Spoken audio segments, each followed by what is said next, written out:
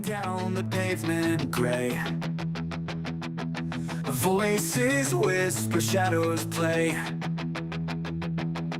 City lights, a dazzling show, truth in bits on breezes blow. New tales on the corner spread, eyes that hide what's left unsaid. Papers rustle, headlines bold, stories new and stories old. News from the streets of London town, echoes in alleys spinning round, whispers in the night profound, truth in silence sometimes found. Sidewalk poets lost in thought, dreams and hopes that can't be bought. Passing strangers, stories shared in the city's heartbeat. Lonely lights on cobbled lanes, rain that whispers like refrains. Footsteps echo nights unknown, city breathes a life its own. News from the streets of London town, echoes in alleys spinning round, whispers in the night profound, truth in silence sometimes found.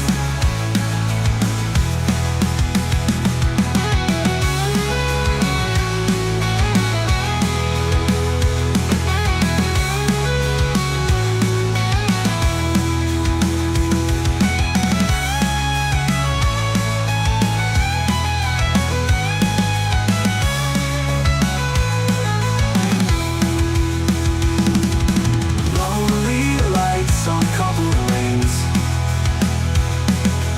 rain that whispers like refrains. Footsteps echo nights unknown, city breathes life its own.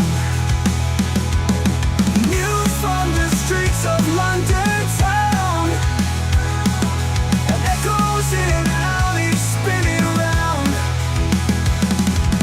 whispers in the night profound, truth in silence sometimes found.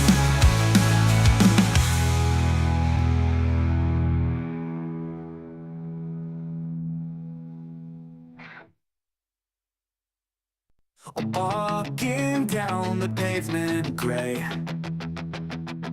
voices whisper, shadows play. City lights, a dazzling show, truth in bits on breezes blow. New tales on the corner spread, eyes that hide what's left unsaid. Papers rustle, headlines bold, stories new and stories old. Hello, ladies and gentlemen, and welcome to a Banksy style show. I know it's crazy. I haven't done one of these in like forever. So what am I doing? Not really sure. No, I do know what I'm doing. Welcome to the Ayatollah of Rock and Rolla, your host Banksy, Ayatollah Ruhollah Banksy. When the new Iranian regime begins, I shall go and take my place as the supreme leader of Iran, as you can see. So welcome to anyone and everyone out there who's listening, who's watching, who's paying any kind of attention. Thank you for joining me. I haven't done one of these. I haven't been on the old Banksy show for a while. Why am I doing this? I don't know. I'd pretty much given up on this channel because I figured this is so heavily shadow banned that no one will ever even bother to come and have a look or chit chat or whatever. So here we are. Here we are. Now, boys and girls, what are we gonna do? This was because I wanted to actually cover this particular interview with a prominent Islamic historian, Raymond Ibrahim, and he did an interview on the Winston Marshall show actually some time back. It's about a month ago now, so it's kind of old news.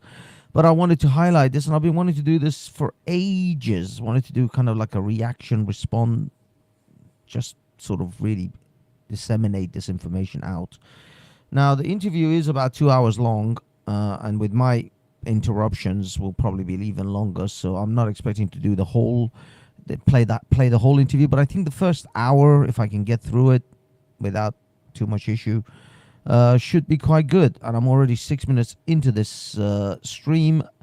So without further ado, let us get on this, shall we? Let's do this bad boy. Now we need to share, because sharing is caring. And we need to share this scene.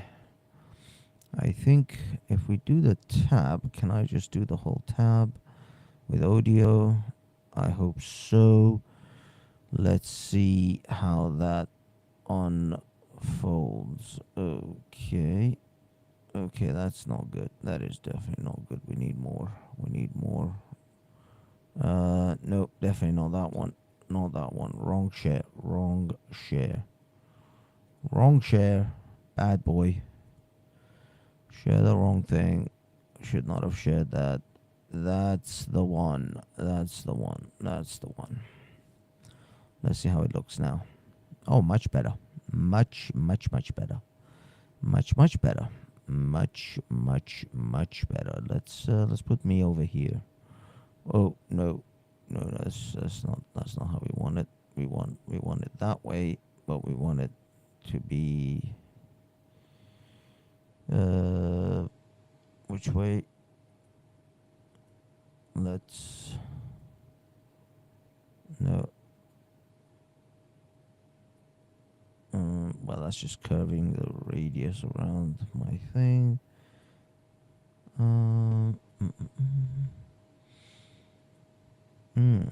Interesting. Here we go. Let's put me over here. There we are. Finally, all set. Let's take away the name tag. We don't need the name tag. Do we need the? Yeah, no, actually, just put in the name tag, because then it will add to the fact that I am trying to I'm trying no,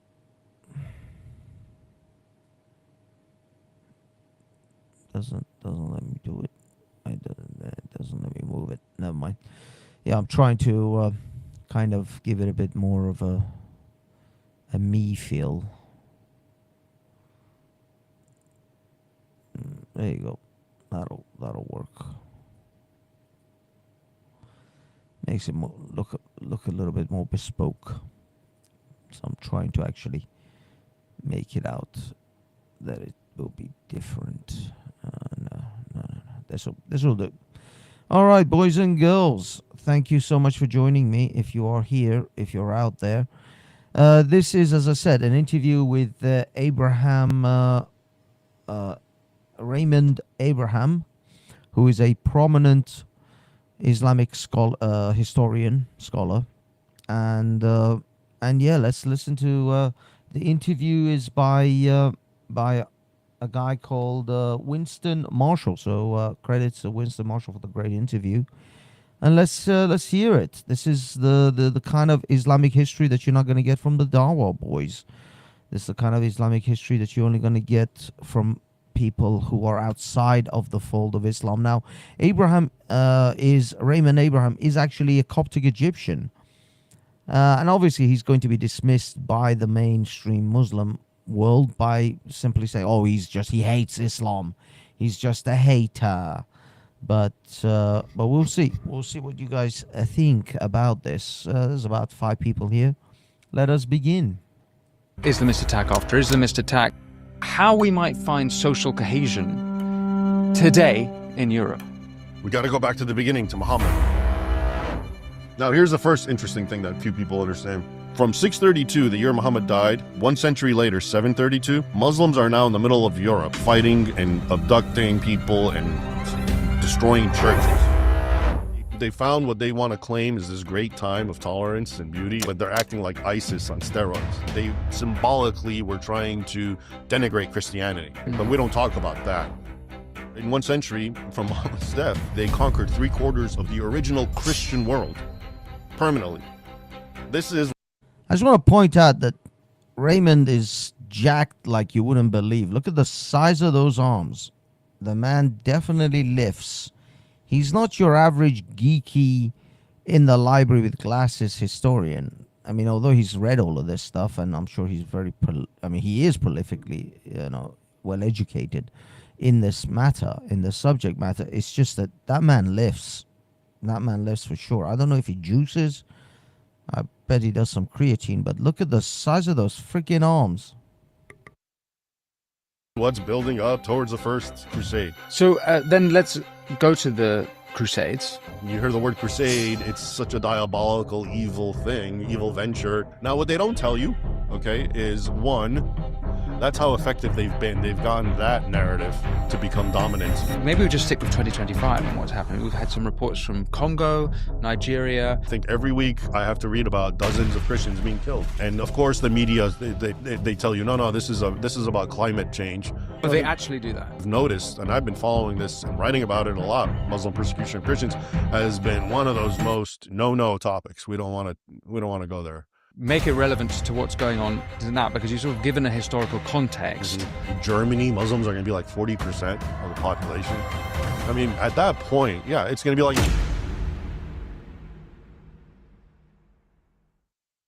Before you hear from Raymond Ibrahim, I ask if you want to support this show, all you have to do is press subscribe. You do that, I can have more phenomenal guests like Raymond exploring the issues you want to hear. You will get Raymond Ibrahim.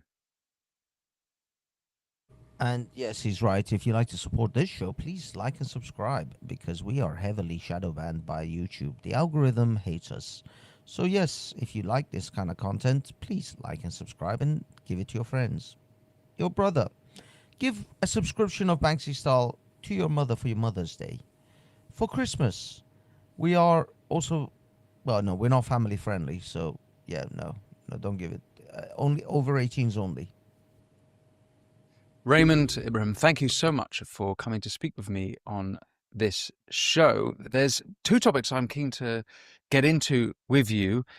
You've done an amazing documentation of the persecution of Christians by Muslims in Africa and around the world, and you've been doing that for some time. You're also a prolific historian, documenting not only Islam in Europe, but Islam around the world. Before we get into those things, I wondered if you could tell me a little bit about yourself and tell viewers a bit about yourself, and also why you call yourself cancelled on your YouTube bio. Well, thanks, Winston. It's great to be with you. A little bit background on myself is I'm of Egyptian heritage descent, Coptic specifically. My family left Egypt, I think, in the very late 60s. I was born here, 73. And so it kind of gave me an advantage. I was bilingual. I grew up speaking Arabic, of a certain dialect anyway. Then I studied it formally in English.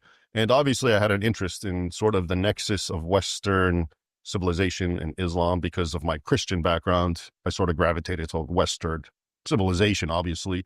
But I was very familiar with Islam and Egypt and my family and the background. So I've always been interested in that.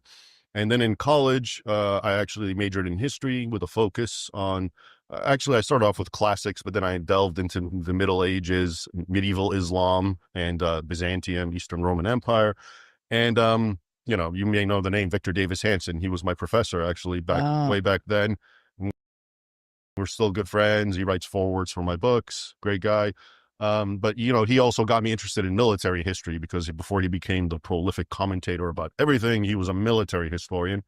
And so my master's thesis was about the first major battle between Christian Muslim armies. Major battle, the Battle of Yarmouk in 636. So that was my MA thesis. And then since then, I've been very much, I continued being very interested in the history, but then long story short, after 9/11, I went to Georgetown University and I was accepted there. And I also attended a PhD program, but I ended up leaving. I had straight A's because I got a full-time job at the Library of Congress. And then I got a major book deal. My first book was the Al-Qaeda Reader. I actually came across writings by Al-Qaeda in early 2000 when I was working at the Library of Congress that had not even been cataloged. So that was turned into my first book that came out. And that's why, because of all that full-time job and writing a book, I essentially couldn't. I was also told, Victor Hansen made a good point. He told me, if, you already got what most people who are trying to get a PhD want, okay, like book deals. And you're also at a point with what you've said and the position you've taken, even if you get a PhD, nobody's going to hire you. Yeah. Because they're all left-wing universities and they don't want your views there. So that was another reason for me not to even bother with it. And then soon after, around 2008 or 9, I essentially resigned from the Library of Congress. It was a great job. I was like a kid in a playground because I had access to all these very arcane, esoteric books. But and I've been a fellow at various think tanks since then, including the Gatestone Institute, the Middle East Forum. I was for a while at the Hoover Institute, etc. And that's it. Since then, I've also kind of gravitated back to my original academic interests, which is history. Okay, this is a little bit of a CV sort of rundown of Abraham, but I'll be honest, Raymond Abraham is he knows his stuff. I don't need to listen to his CV. He doesn't need to prove his credentials to me. I just want him to get right. So let's see if we can skip. But he's written several books, as you can see. Crucified Again, Exposing Islam's New War on Christians. Now, let's be honest, he has written a lot of books critiquing Islam. But one of them is this one, which I want to actually get. So I want to get this one and read it. The Sword and the Scimitar. Sorry. 14th centuries of war between Islam and the West, sword and the scimitar. And this one, I think, is the one where he references a lot from in this conversation. So a lot of his stuff from about Islam and the war between Islam and the West really comes in from this book. So a lot of the stuff he speaks about is from this book. So that's the one we want to look into a lot more. War between Islam and the West, which you might call my magnum opus, because it's like, this is what I was studying for over 20 years. It's the continuation of the Battle of Yarmouk. So that's chapter 1, Battle of Yarmouk. And then I go through all the other major encounters and wars all the way up until America's first war with Islam. Its first war as a nation, actually, the Barbary Wars. And that book's done very well, and it's been very controversial. I was invited by the U.S. Army War College to give a talk about it. And then, I don't know if you know CARE, the Council on, they went ballistic. And the Council on American and Islamic Relations, which is like a brotherhood wing, and Muslim Brotherhood. Yeah, Muslim Brotherhood. And they actually got me, they shamed the U.S. Army War College in rescinding my invitation by calling them racist. And I was a racist and a white supremacist. And it was just so childish and immature. But the U.S. Army War College basically buckled. But the good news is, a lot of people, when some media reported on it, a lot of people actually came on my side and totally shamed them. And parents wanted to withdraw their kids out of it. And several congressmen sent a letter to Trump about it. And all kinds of organizations got in. So they re-invited me. Uncancelled. And yeah, I was uncancelled. And if anything, they told me it was the second largest event since a Buzz Aldrin event they had. Thanks to CARE Right. for creating all that controversy. Everyone wanted to see what this is about. This is the funny thing about cancel culture, is it creates a Streisand effect. So the more people hear about the fact that this person's being cancelled, the more want to hear about it. So yeah, that's quite interesting, that one. So yeah, Shavitz, thank you for joining us. I'll be honest, I'm not expecting a lot of people. I just want this information to be disseminated further and wider. And if you can go to the original Winston Marshall's actual YouTube channel. Now he's a big YouTuber. He's got over 300,000 subscribers, so he doesn't need me promoting him. But because I'm using his content, it's only fair for you guys to pay him a visit if you can and subscribe. But it's really Raymond Abraham is the one that I want you guys to listen to. I would just want this to be out there. Um, and as I said, I'm not going to play the whole thing. That's 2 hours long, but we're going to try and get through at least an hour of it because I think it's the first hour is the juicy stuff anyway. All publicity is good publicity, exactly. it turns out. Yeah, so that's a little aside. And then the other book I wrote, which is also very popular, also historical, is Defenders of the West, the Christian heroes who stood against Islam, where I just look at 8 biographies of kings and warriors and warlords who actually fought against Islam. And people really like it because it's such a different story than what you're told. One of them is Dracula, Vlad Tepes, Vlad the Impaler, who of course is the most demonized, and people are like, how would you put him in the book? But if you look at the sources, yeah, he identified as a Christian, Orthodox, and he fought against Islam, and he was basically the impalement, and we can even get into that. That was his way of, it was a tit for tat. That's what they were doing. He learned that as a hostage of the Ottomans, the Turks. He watched them impale his own people. So this was his own way of fighting them back. Anyway, so and that gives you an idea of so much of what I try to do is give context and correctives to what we think we know about history, and a lot of it we don't, like the Crusades. A lot of people think the Crusades, okay, these are evil ventures, white supremacists going to colonize some poor nation, and it's completely different, and we'll probably get into that. Well, the Crusades are back in the news because Pete Hegseth Yeah. has got a crusade cross blazoned across his right. chest. And I've spoken a lot about that, but he's in the news more recently for another tattoo. He's in the news always for his tattoos, an Arabic tattoo of the word kafir, which means it's usually translated as infidel, but it means non-Muslim, but it has all these negative associations with it. So it's a pejorative. It's a complete pejorative. I mean, it's synonymous with subhuman, enemy, God hates you, we should kill you. That's what the word means. But it gets translated in English. This is the thing. This is exactly why those who think they shouldn't be offended by the word kafir are, I mean, it's Islamic propaganda. The fact of the matter is that essentially when a Muslim calls you a kafir, he's using the N-word against you. That's their version of the N-word. But of course, they've tried to whitewash it as, oh, it just means unbeliever. It just means unbeliever. Of course, anyone who's from the Middle East or anywhere has any association with that part of the world knows exactly what kafir is. Kafir, it means you're dirty, you're disgusting, you're beneath them, you are a second-class citizen. That's what it has always meant, and that's what it always will mean. To the people of the region, we all know what that means. But they try to whitewash it in Europe, just like the way they try to whitewash Muhammad's wedding to Aisha. As unbeliever, very neutral sounding.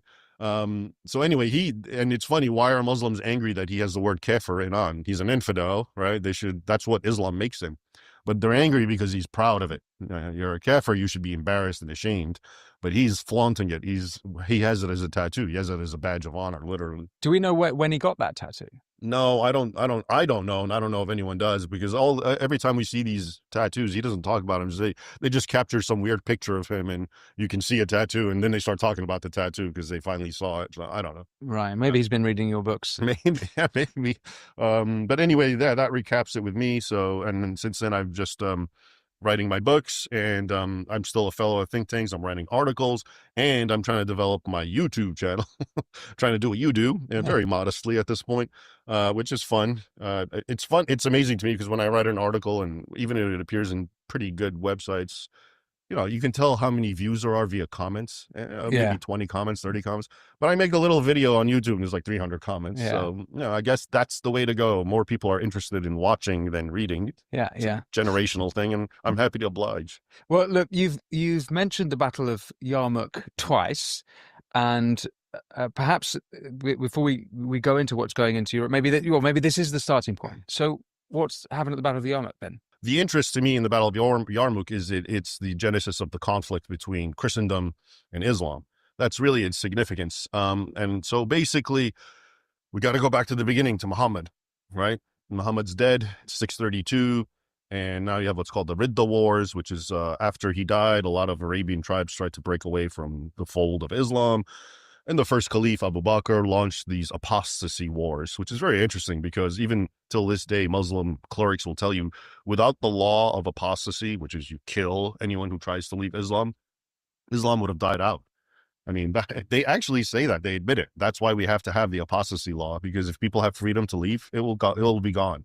So those are the culture of apostasy, punishing apostasy, didn't exist before then under Muhammad. No, it did. He's did. the one who He did, yeah. Yeah, it goes to a hadith, a statement attributed to him, which is considered canonical in Sahih Bukhari, where he says literally, whoever leaves his religion, meaning Islam, kill him. Mm-hmm. So that was always part of the religion, according to that teaching, that hadith, and that's why it's still there.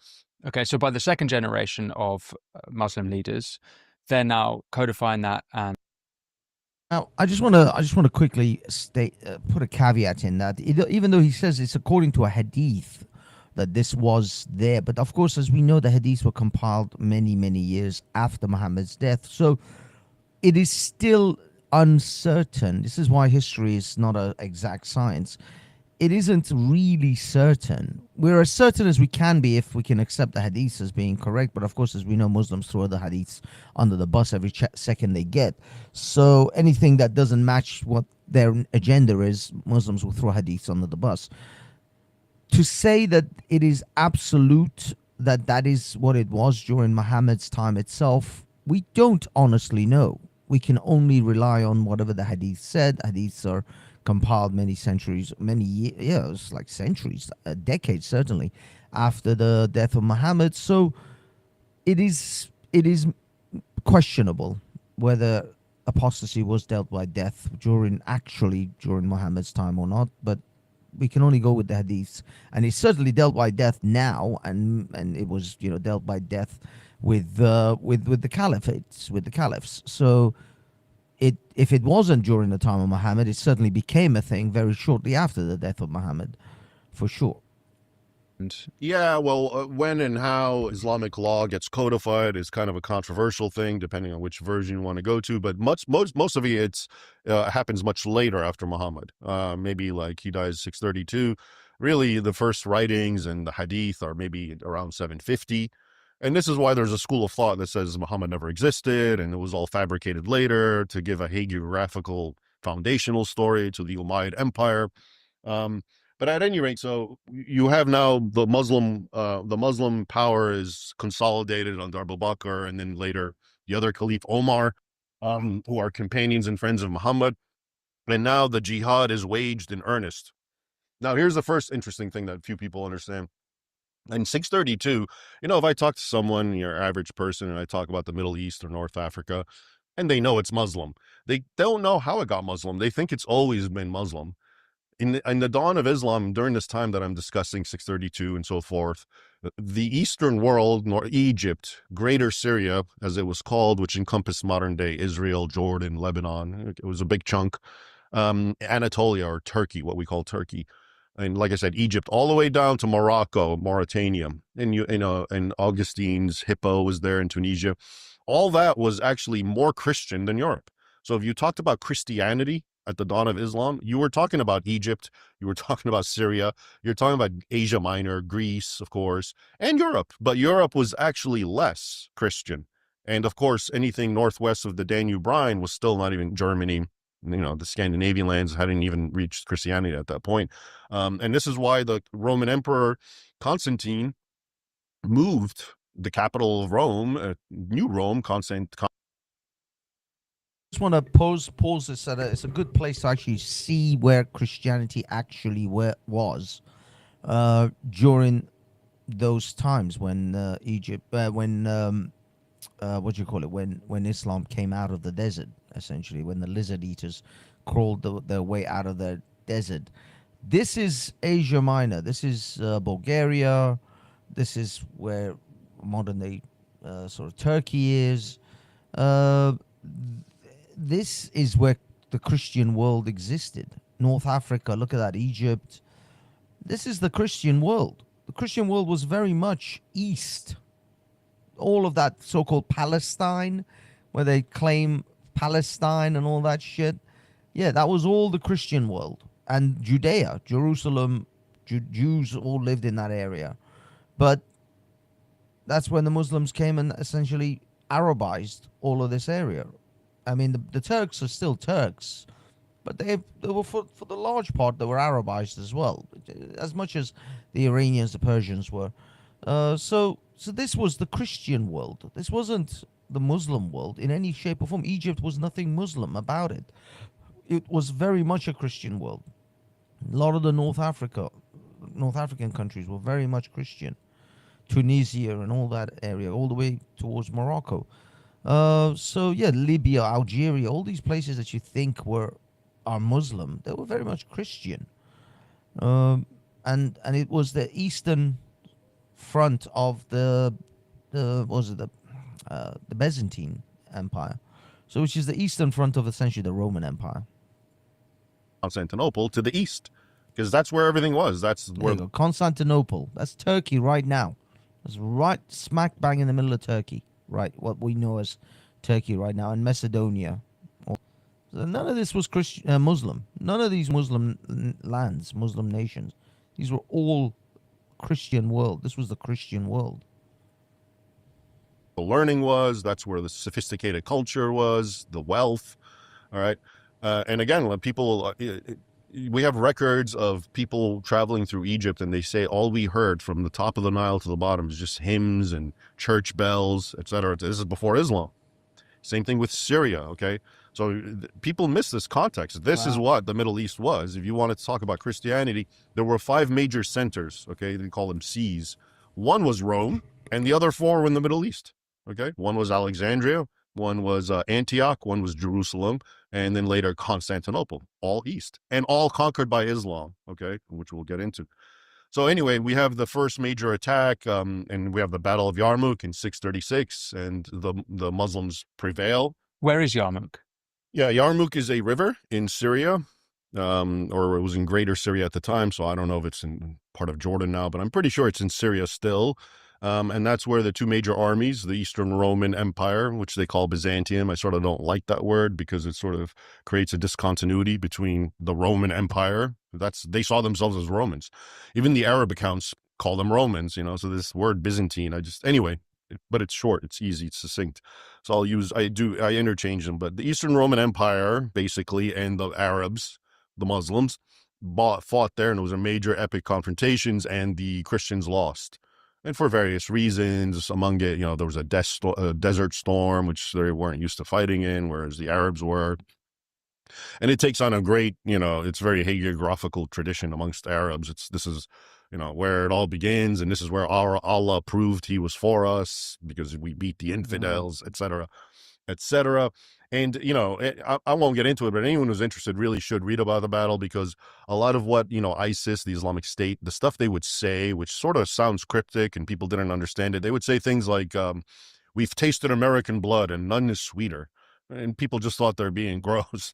Actually, they were quoting characters from the Battle of Yarmouk, Muslim heroes, specifically Khalid bin al-Walid, known as the Sword of Allah, who said to the Romans, we've tasted Roman blood and none is sweeter. All right. So when a lot of the things they would say is actually from that battle and other battles as well. But that's how, these battles and major confrontations with the Christian world where they prevailed still figure very prominently in their historical consciousness, whereas to most Westerners, they have no clue, right? Yeah. So at any rate, the battle happens, the West, the Christians lose. And now begins the great takeover of the Middle East. All right, Egypt, which was a major center for the Roman Empire, gets conquered 4 years later, right, or 5 years, around 640, 641, and they continue marching all the way west until they get to Morocco around 690. They take over Carthage, where and Augustine and Hippo, so all these major centers, and in Syria as well, completely conquered. Jerusalem is conquered 1 year after Yarmouk. All right, it's like a complete domino effect. And there's theories of why this is. One of them is that the Byzantine Empire was very weakened at the time, but also the Muslims enter and conquer Persia, the Sasanian Empire at the time. Okay, and now now Iran's been conquered, and they continue eastward. But for brevity's sake, I'll continue focusing on the Western Christian world. And so now, from 632, the year Muhammad died, 1 century later, 732, Muslims are now in the middle of Europe fighting and abducting people and destroying churches. Not just the middle of Europe. I mean, as far north as There, Tours in France. that's why that's the date. 732 is the Battle of Tours, which is right in the heart of France. Spain has been conquered since 711. Okay, now after they took over Morocco, now they sailed into Spain, and that was completely conquered and devastated. And now they're in the middle of France, okay, attacking, and this is the Battle of Tours. So it turns out the key to losing weight and keeping it off is not in carbs.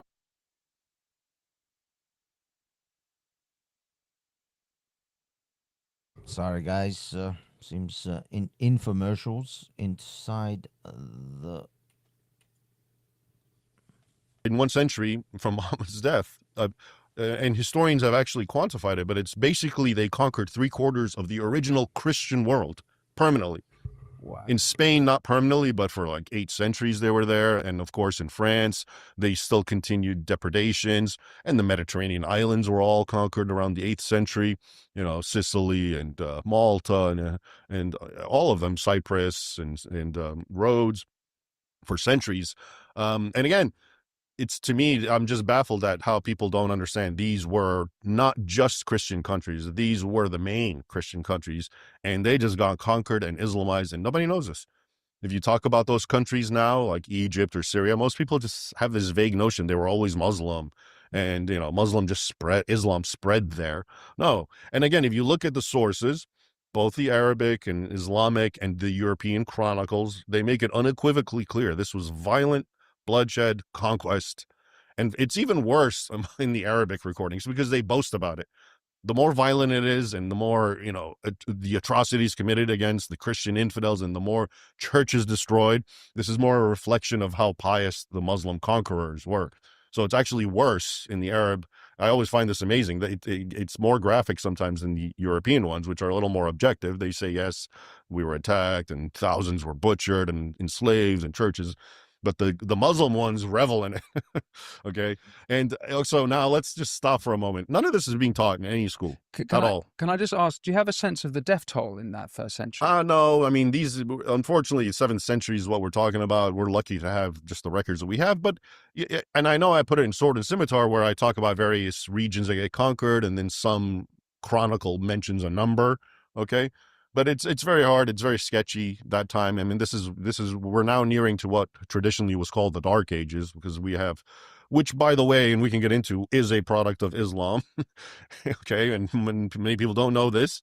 And since I'm at it, okay, we're almost there. So basically, after what happened and so the Mediterranean used to be known as kind of the Roman lake, and everyone, Egypt and Syria and all of North Africa and Europe, were all connected. It was part of one empire.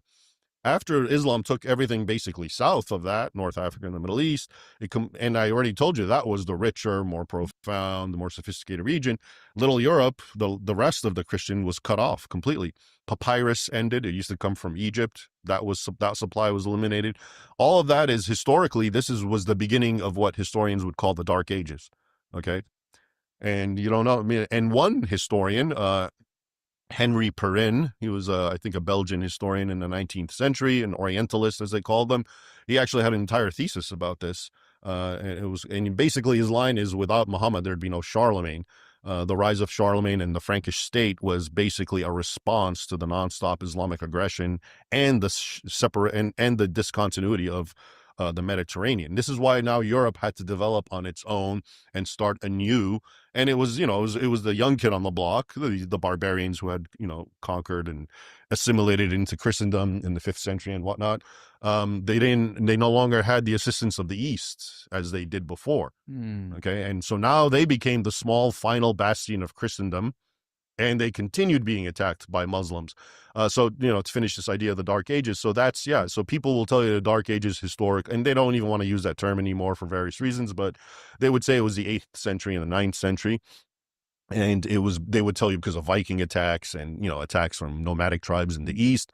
But the real attack was Islam. Okay. That was the main one from the South. And the Vikings, people don't even understand that a lot of the Viking raids, especially for slaves, okay, white slaves, was to feed the Arab slave emporium. because there was such a demand for white slaves. So they were selling, They w- Vikings were yeah, selling they would slaves go to from Europe. Ireland and England and France and wherever and conquer. And all those slaves, most of them would be sold down through the rivers of Russia to the caliphates, the Abbasids, for example, the Abbasid Caliphate. That used to be a well-known thing, and we know this as well because a lot of the treasure troves of Viking coins that are found in Scandinavia are Arab coins. So what? So there you go. Even white slavery was encouraged because of the demand that the Arabs put on it. This is the thing. These are the parts of the history that no one tells you. You're not going to hear this from the mouths of Muslims. They're always going to talk about the transatlantic slave trade, but they'll never talk about the fact that they encouraged Vikings to sell white slaves to them. The majority of slavery has actually taken place because of Arab demand on slaves. It's unbelievable how the narrative has been twisted and changed. And the fact that the Crusades and the demonization of the Crusades, I don't know exactly when that began, but the fact is that if it wasn't for the Crusades, you'd all be like the Egyptians. We'd all in Europe would be just like the Egyptians, like the Moroccans, like the Algerians. You'd all be Arabized. Western civilization wouldn't exist. And the fact is that they're still on that mission. That mission has never ended for the Muslims. They're still on it. They're just doing it differently. They can't do it with the sword anymore, so they have to do it covertly. And the covert colonization of Western Europe has been ongoing for decades now. And the insanity is that we have politicians who, essentially traitors, who are facilitating this now, who are absolutely facilitating it under the banner of diversity and equity and inclusion. Unbelievable that these brave men and women died to keep Islam out of Europe for centuries, and our coward politicians are just letting them in. Commodity do Vikings have to give? Slaves. And we Wow. also have records for it. So, the whole point is Islam has had a profound impact on the shaping of Europe. And there's historians, I quote one in one of my books, something Cardini, where he basically says Islam was a midwife to Europe. It created Europe. And the reason Europe became martial and you had the night culture and everything and a very staunch Christian kind of defensive posture was because of Islam. It was surrounding it, and they knew what happened. They understood that 3/4 of Christendom was destroyed and conquered and Islamized. So Wow. we haven't even reached the Crusades, okay? And look what Islam had done. And I'm here to tell you, because I've looked at this, and parents write to me about school books, textbooks, and social science books. What I just described to you doesn't even get any mention. You just get one sentence about how Islam spread through trade in the Middle East, and they won't tell you the Middle East was so Christian before that. They always like to act like Europe was Christian and everything else wasn't. No, Europe was the leftover portion of Christendom that never got conquered. Portions of it did, Spain and the Balkans later under the Ottomans, and we'll get into that. But yeah, so this is, I'll stop So that why right do there. you think that they were so successful in so quickly conquering so much? Yeah, there's a lot of theories about that. The one which I touched on is, the Roman Empire and the Persians were at war right before the Islamic conquest, literally like a decade or two. They were constantly bleeding each other. So one theory is that they were both so exhausted that when this new power rose up in Arabia, they were able to just conquer them piecemeal. So that's one. The Muslim theory is God's on our side, and this is proof, and this is why we won. The contemporary Christian theory, this is how people always thought. They thought we were sinners. And so, God had raised Amalek against us, or whatever the Old Testament analogy is. He's raised some kind of pagan people to attack the believers, the Hebrews, and punish them and chastise them for their evil ways. So that comes out regularly amongst the Christian. Do you think that there's anything in the culture of Christianity that? Yeah, well, that's the Comparison. Edward Gibbon argument, okay, which is basically that, because of Christianity, it sort of emasculated the martial ethos of the Roman Empire, and it made them sitting ducks, for the Arabs. That's also I don't know how accurate that is because you still find very martial Christians during this time.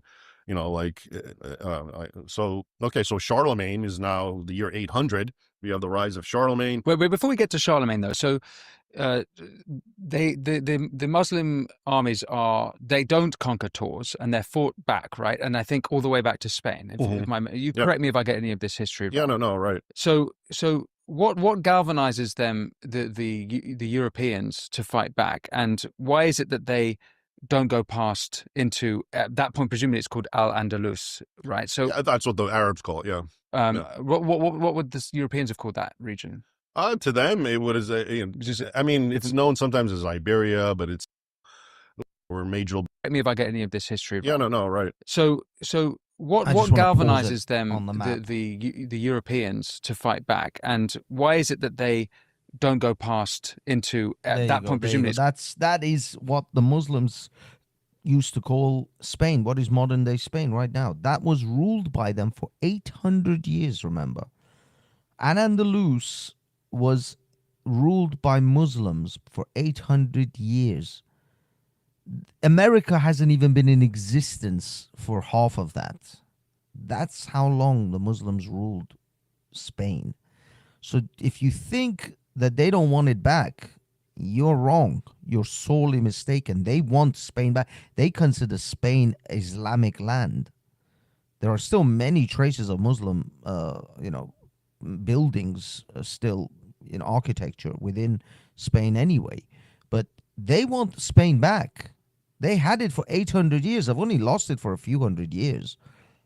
They expect Spain to be Muslim again, but then they expect all of Europe to be Muslim. They want all of Europe to become Islamic. And the irony is, as the Middle East is freed from Islam, and as the Middle Easterners and the Saudis and the Emiratis and hopefully the Iranians, after the regime falls, move away from Islam, Europe is going to become the next Islamic caliphate of Islamic dominance.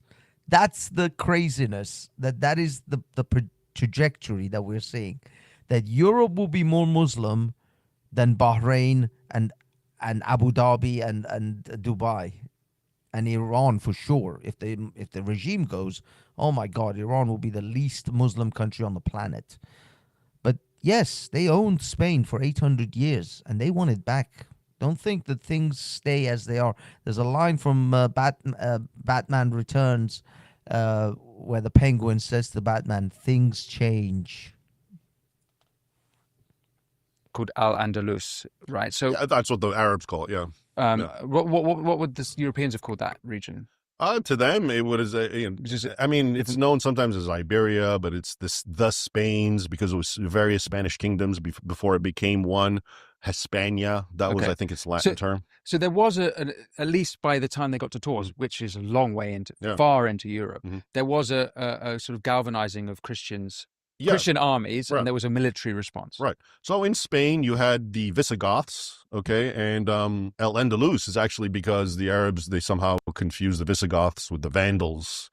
El Andalus, Vandals. Okay, so that's, I think, the origin of the etymology of that. Ah, okay. Why they call it that, yeah, because the Vandals were in North Africa also a little before that time, and they conflate them all together, Vandals, Visigoth. They fought back, the Visigoths, and they lost. I mean, they were, and again, these are very sketchy sources. We just have one or two chronicles that are vague, but we know they fought back and there were major battles, but they lost and they got Islamized. And but then a very small, a very small group of Christians, according to both Muslim, and it's a very interesting story, led by a man named Pelagius, and he was the one who supposedly initiated the Reconquista. So they fled into the rocky, barren regions of the northwestern quadrant of the Spanish peninsula, and they lived in caves, just a small group of Christians. Okay, and the rest of the Christians became dhimmis, or subjects of the Islamic State, paying tribute and being essentially second-class citizens. And but from that small hole in the northwest quadrant is where the Reconquista begins, and it comes down slowly southwards. So that's almost immediately after. Yeah. Okay. According to the yeah, And then you've got sort of 800 years of battles Yeah, between them. until 1492, basically. And still Muslims are there even after 1492. But so basically from 711, we're talking like over 700 years, almost eight. And it's, to me, Spain is a microcosm of the sort of Christian Muslim wars because it's all just concentrated in one little nation. And all the things that we know that we can talk about these conflicts manifest themselves in, stark display in Spain. Okay, because you have the Christians versus the Muslims. The Muslims are in the south, the Christians are in the north. They're in constant warfare. So they're not actually living amongst each other. They push to different regions. Well, so the Free Christians of the north, that were a small group, they started pushing south, and they were independent, and they were the enemies of the By the Muslims. way, this flies in the face of this constant repetition by Muslims. Oh, it was the golden age of Islam where Muslims, Christians, and Jews all lived in peace with each other. Nothing of the sort. Nothing of the sort. You can see real history. There was continuous fighting and war.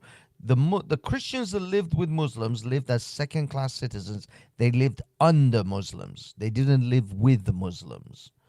And any Christian that was free of that Islamic oppression fought the Muslims. So anywhere where there was borders between free Christians and Muslims, they actually fought each other. They weren't living with each other. The Christians that were living under Islamic rule were dhimmis and second-class citizens paying the jizya, and those who were free were actively at war with them. A lot of Christians during the conquest did live in the south with the Muslims as second-class dhimmis, subjects, okay? And every time, as usual, when the Muslims and the Christians were fighting, the Muslims of the south versus the free Christians of the north, the Muslims would take it out on their own Christians as a sort of collective punishment, and Right. yeah, that comes out a lot. And while we're at it, because someone's going to say, well, what about the great Andalusia? And this is where, this is where Jews and Christians and Muslims prospered and they loved each other. This is one of the themes or apologias that often comes out. And all I have to say to that, Interesting how he's now going to give you the truth. He's now going to drop the bomb on what really happens when Muslims conquer a place to the Jews and the Christians that live in that place. The easy answer, anyone who really wants to delve into this question, they should read the professor. He's a friend of mine, Dario Fernandez Morera. He wrote a book called The Andalusian Myth, a whole book, okay, just tearing into this idea. But just to give you one example, at the height of this golden age, you have what's called the martyrs of Cordoba, which is something like 50, 60 Christians who get boiled, skinned alive, impaled, beheaded, because they blasphemed against Muhammad. Okay. So this is like, they find what they want to claim is this great time of tolerance and beauty. And yeah, but they're acting like ISIS on steroids. Okay. But we don't talk about that. So my point is just to show you that even if you really look into it, no, it's the same as usual. What they're really boasting about is it was so wealthy. So Andalusia was wealthy, and people will talk about, oh, look at the backwards Europes. They were, whatever, poor, and this grand civilization. And what they don't tell you is most of that wealth was because the Muslims were plundering it from the Europeans, including selling them on the slave market and plundering them, essentially. And that has always traditionally been Islam's capital, other people's stuff.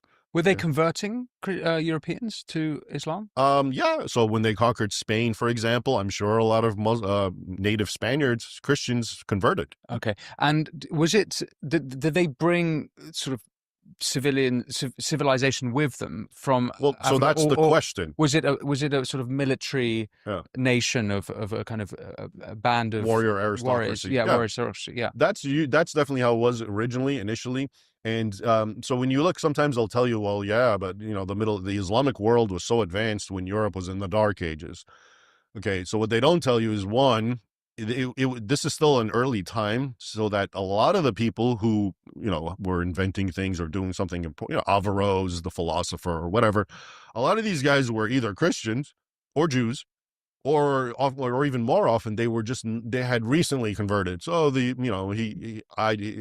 important person or whatever just became a Muslim recently, or he was the son of a man who converted. So a lot of times whatever credit is being allotted to Islam was really by Jews and Christians of the old civilizations doing what they've always been doing. Okay, but sort of Islam gets the credit. But where Islam really takes over, and then it really spreads, and everyone becomes Muslim, you see the opposite.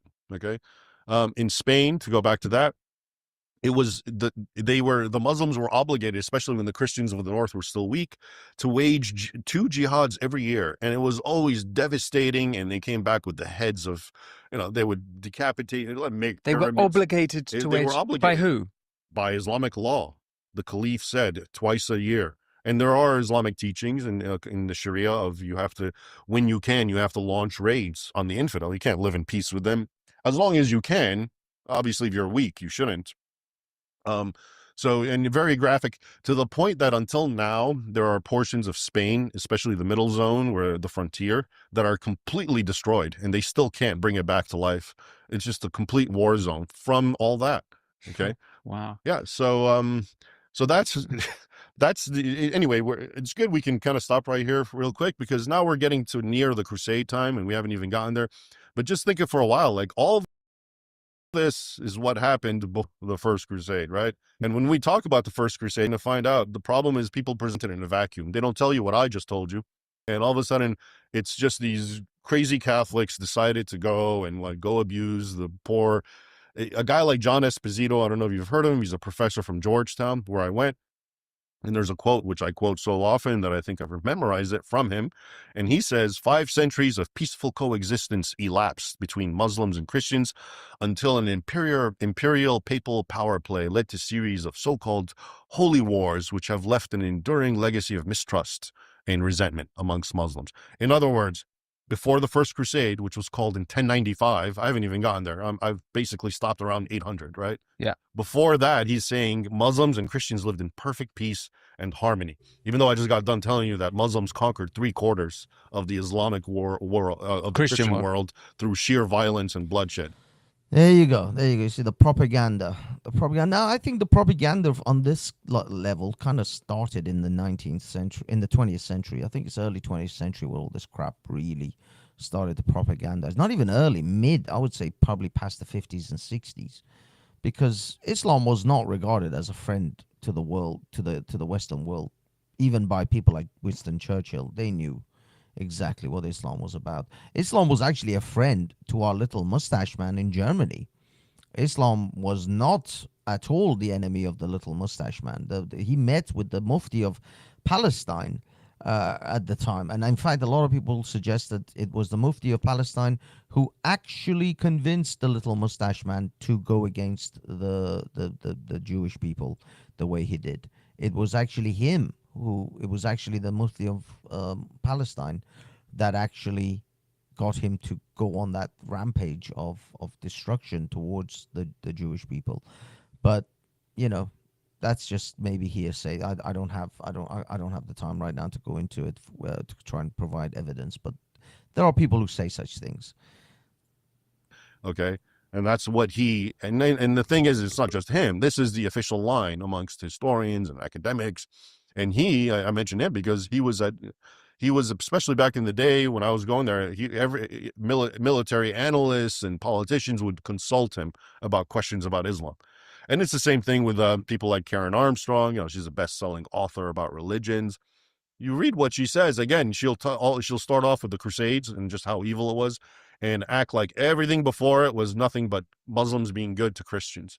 Okay, so these are what we would call, omission, Lies by omission. Yeah. Right. But at that point, though, do we need to go back to Charlemagne to tie the bow on Charlemagne? No, not really. I mean, he's great for his own thing, Charles the Great. I'll give you one quick anecdote again, because it shows you the games they play. So it's known that he and Harun al-Rashid, the Caliph, the Abbasid Caliph, had good relations. Okay. And people use this often as, see. And where was that Caliph based? Baghdad. Okay. Yeah. The Abbasid Caliphate. And we're talking now, the year 800 or a little after. And people will always show you, see, it's, Islam and Christians got along. You got two emperors, or a caliph and an emperor, and they were friends, et cetera, et cetera. and they gave gifts to one each other. But when you dig in and you read the chronicles, and I quoted, I'm pretty sure in Sword and Scimitar, I discuss the chronicler of Charlemagne. He makes it perfectly clear that the reason Charlemagne was being nice and reaching out to Harun al-Rashid was almost like he was bribing him to be good to the Christians under his authority in Egypt, in Iraq, in the Islamic world, because there were so many Christians. So he says that, the chronicler, he says the reason he sought out friendships was so he can make the plight of Christians living in those regions less, and he can help them. Okay, so you see how, again, that is omitted, but we're told about, oh, look, they got along, because Muslims and Christians always get along. You know, so that's, I can leave it at that with Charlemagne. So then let's go to the Crusades. Yeah. This is Okay. quite a This is a hot whistle-blow topic. tour. Yeah, But yeah. so it's 1095. So 1095, but we have to start a little earlier to give context. So, you know, everything I discussed was during the rise of the Arab Empire, and it went through iterations. You had the Umayyads, and then you had the Abbasids, which I just mentioned. And then sometime after that, you know, the Abbasids start importing Turkic slaves and Islamizing them. Slave soldiers, okay, like the Janissaries and the Mamluks. And you know, long story short, before long, you know, the Turks become very Muslim, and they become Sunni Muslims, which is important because we're going to talk a little bit about Shias. And eventually they take over, and they still keep the caliphate, the Abbasid, but he's more of a puppet figure, and the real power is the Seljuk Sultan. All right. Now, during this time, especially from like 1050 to 1090, okay, right before the First Crusade, these Seljuks are running amok. Okay, so the persecution and the destruction of Christians that I mentioned earlier under the Arabs, times 10. I mean, now it's horrific. Okay, they start in Armenia, Greater Armenia, which is, you know, far, what we would say Eastern Anatolia. And according to the records, you know, I'm thinking of Matthew of Edessa, who was a contemporary. They were just killing tens of thousands of Christians, Armenians, Greeks, okay, and burning every church in Ani, which was the capital at the time of Armenia. It was known as the city of 1,001 churches. They ritually burned down every church, destroyed every crucifix. I tell you that to also underscore, because a lot of people will tell you, oh, I just want to pause right here. I'm going to go back a little bit. Imagine if the British Empire went through the Muslim world and did that.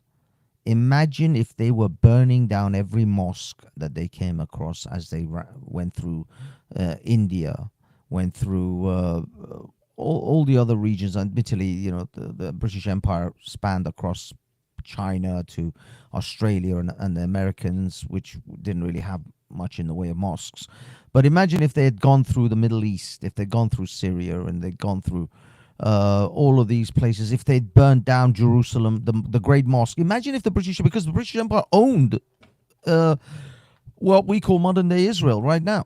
But they essentially, it was theirs to do as they will. And imagine if they'd burnt down the Al-Aqsa Mosque, the way the Muslims burned down Christian churches. Imagine if they'd done that. Right now, the history books would paint the British. They already paint them as the greatest villains on the face of the planet. But imagine if they'd even done half the shit that the Muslims pulled in the Christian world. The leftist historians would literally paint the British Empire as the most villainous entity that had ever existed in the history of mankind, the most evil thing that had ever done. The British didn't do half this shit, and yet the Muslims get such favorable treatment historically in comparison. It's unbelievable how they've managed to convince the world that they just went around and hugged and kissed all the Syrians and Iraqis and the Egyptians and Moroccans and Algerians and the Tunisians into Islam. They just hugged and kissed them into Islam. What absolute nonsense. every church, destroyed every crucifix. I tell you that to also underscore, because a lot of people will tell you, okay, the Turks, you know, people were warring, it's different tribes, and they try to, you know, minimize the religious element. So that's why I'm telling you that in their own sources, it's very clear that they did what ISIS would do. They symbolically were trying to denigrate Christianity. They would destroy churches. They would take the greatest cross of the greatest church and send it as a war trophy to Baghdad, to the Caliph. Okay, so my point is, it wasn't just warfare. It had that jihadist ideological component. Okay, which again historians like to just ignore as some sort of whatever, but it's in the sources. And they were also in the Holy Land. You had pilgrims that were always going to the Holy Land, even though it was a hard venture, and they would get persecuted even before that under the Arabs in the 7th, 8th, 9th centuries. Now the Turks really took a new level, and they would attack the pilgrims. They would extort even more money than they had to pay. There's one incident which really was a scandal. They attacked a large German pilgrimage, and they gang raped a nun, and made everyone watch it. Like really horrific stuff. They would go in churches and disembowel people and just smear the blood on the altar, again as a form of mockery. Okay, so this is this is what's building up towards the First Crusade, and then it really gets bad. Imagine if the British had done that. If the British had gone and raped a Muslima woman on the altar in the middle of the mosque, Al-Aqsa Mosque, and then smeared her blood across the face of the mosque. Imagine for 1 second if this was done by the British. It's unbelievable that they whitewash all this shit. It's scandalous. It's actually a criminal that they whitewash all of this. But as they say, his story, right? A lot of the African Americans and black people like to say the term his story. It's his story.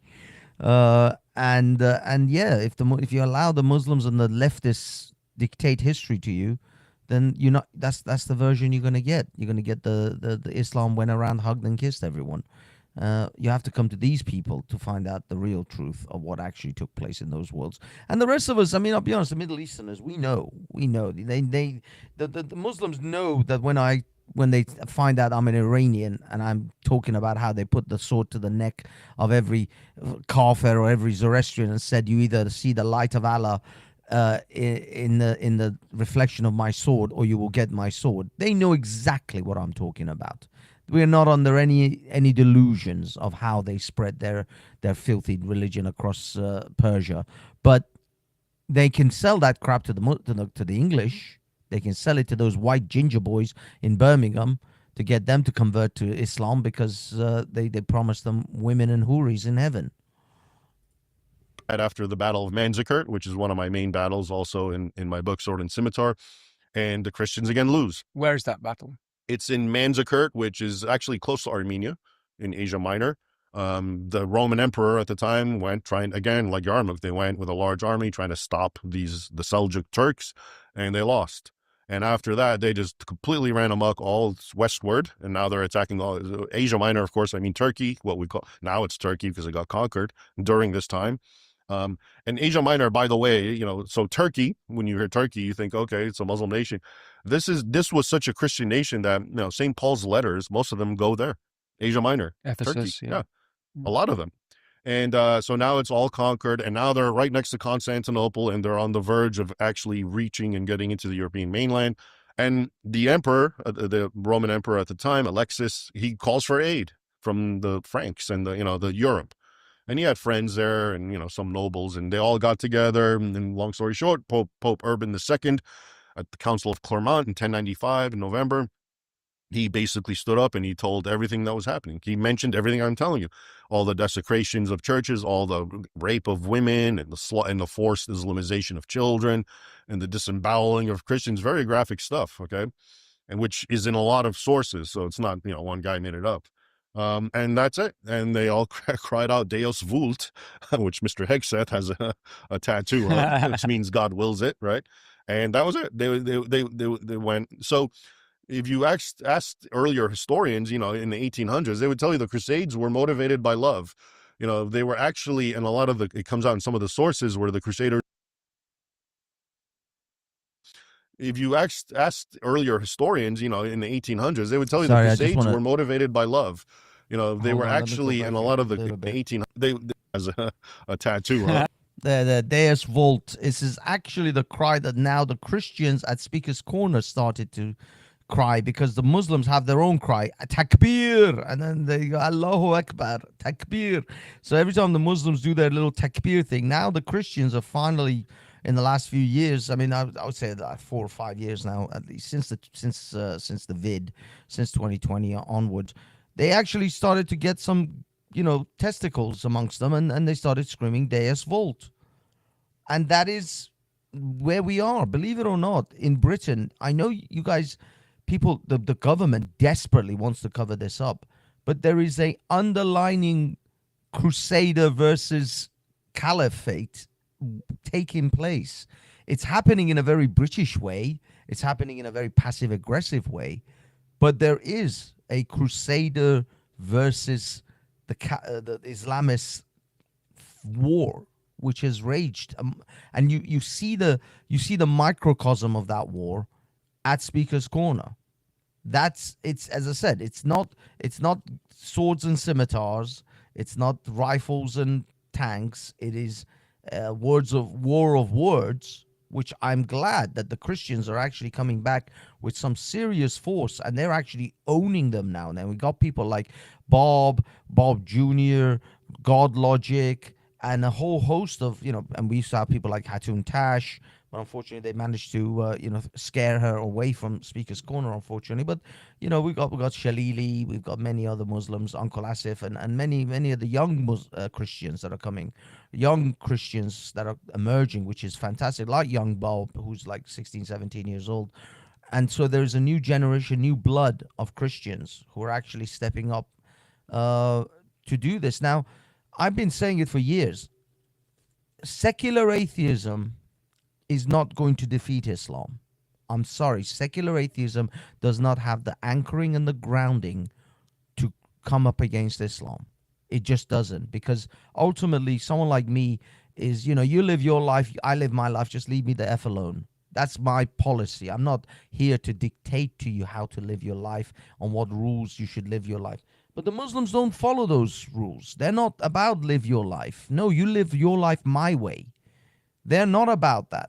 They're not about you live your life your way, I live my life my way. No, they want you to live your life their way. And they are going to push their agenda as much as they can and as often as they can until they get their way. And the only ideology and the only thing that has ever stood against them and has been successful to hold them back has been Christianity. And as Bob would say, a muscular Christianity.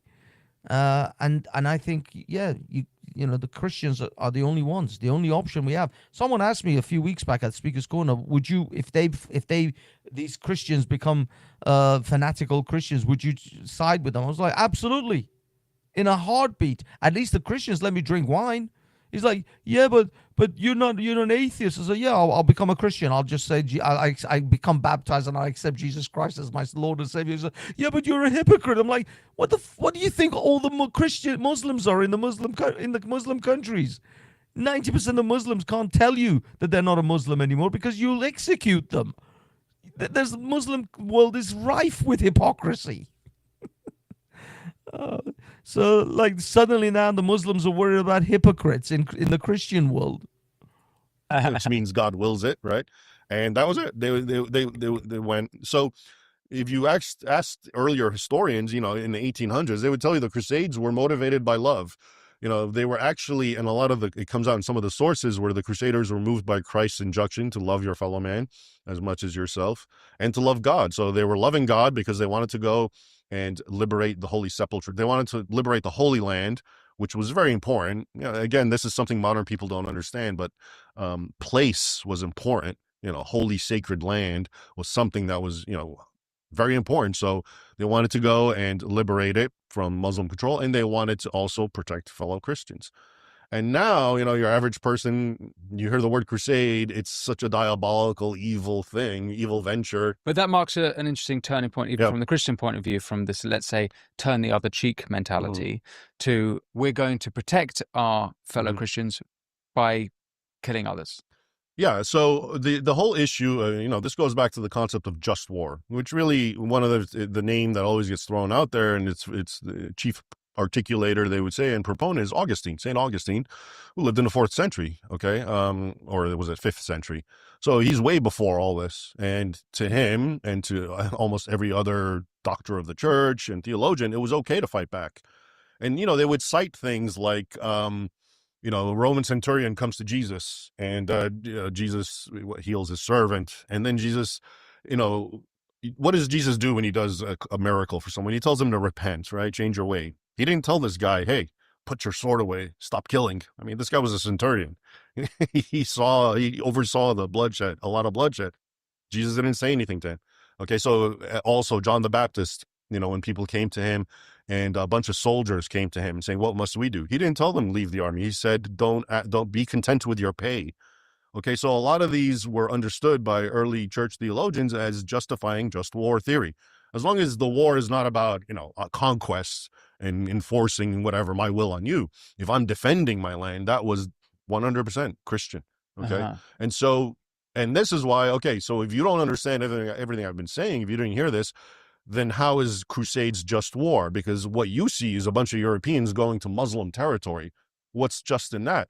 But if you know the truth, which is, well, that was Christian territory, and they were killing Christians still and destroying Christian lands and holy sacred places, then it did become part of the just war theory. Mm-hmm. You see what I'm saying? But it's 300 years since that it had been Muslim. Yeah. But I mean, to their thinking, To their point of view, yeah, and it was still full of Christians and, I mean, I don't think they went by what's it like statutes of limitations, Right. right? They didn't think that way, So, right. Okay. So in their mind, they still rationalized it, but specifically it was because they were killing Christians and attacking Christians' places.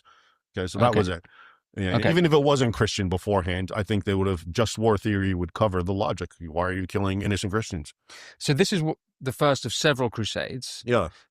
Can you take me? I actually am not too good on crusade history. Can you take me through them? Sure. So the first crusade is the first crusade is the most successful one. It's arguably the only successful one because they got what they want. They went through, and the sufferings they went through are amazing, but they liberated various Christian regions and cities, Antioch, Edessa, and most importantly, Jerusalem, because that's what they really wanted.